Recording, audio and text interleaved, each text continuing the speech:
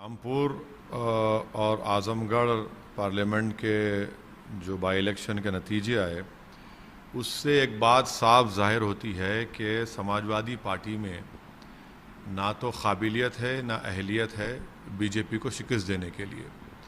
और मैं उत्तर प्रदेश के अल्पसंख्यक समाज, दलित और मुसलमानों से, और ख़ास तौर से हिंदी हार्टलैंड के मुसलमानों से अपील करूंगा कि वो अपने वोट को ज़ाय ना होने दें और ऐसे निकम्मी पार्टियों का साथ ना दें जो बीजेपी को हरा नहीं सकते। वो सिर्फ आपको धोखा देकर आपका वोट हासिल कर लेते हैं और नतीजा ये निकलता है कि बीजेपी जीत जाती है।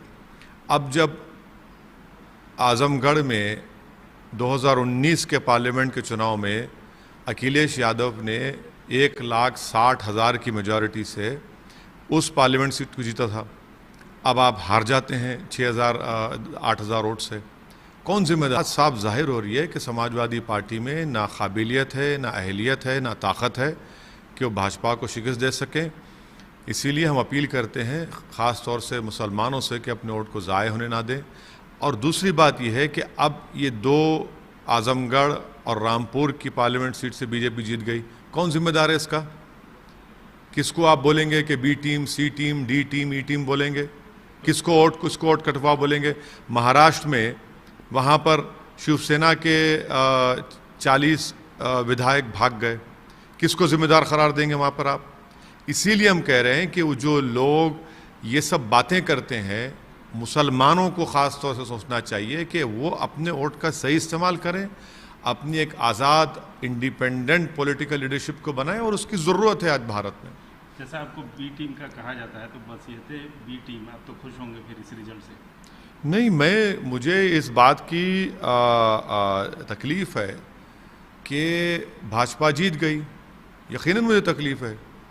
और मुझे पहले से अंदाज़ा था, बल्कि जो मीडिया के जानकार लोग हैं जो हमसे ऑफ द रिकॉर्ड बात किए थे, हमसे कह रहे थे कि नहीं हो पाएगा, समाजवादी पार्टी से नहीं जीत पाएंगे। इतना अहंकार अखिलेश यादव का कि जिस पार्लियामेंट सीट से उनके पिताजी एमपी थे, फिर वो बने, आप वहाँ पर जाते भी नहीं लोगों को बताने के लिए कि वो क्यों इलेक्शन नहीं लड़ रहे हैं।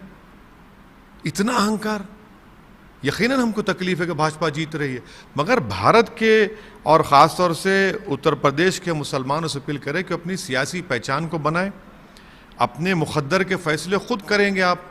वरना आप इसी तरह होगा कि भाई पहले मुलायम सिंह, फिर अखिलेश, अब उनके चचाजाद भाई, अब दोबारा कौन आएगा? पर गुड्डू जमाली को वोट देते तो क्या हो जाता? क्या आसमान गिर जाता? और यादव वोट खुद डिवाइड हो गया वहाँ पर, और आप मुसलमानों को बोलते हैं कि अरे भाजपा को हराना है। अरे भाई, आप नहीं हरा पाएंगे भाजपा को। हम ये बात विधानसभा के चुनाव में कह चुके हैं। मार्च में उसी पार्लियामेंट के क्षेत्र में आपने 4 या 5 विधानसभा जीती, आज आप हार गए। आप ये कहना चाहते हैं कि बीजेपी की जीत नहीं, अखिलेश के अहंकार की हार?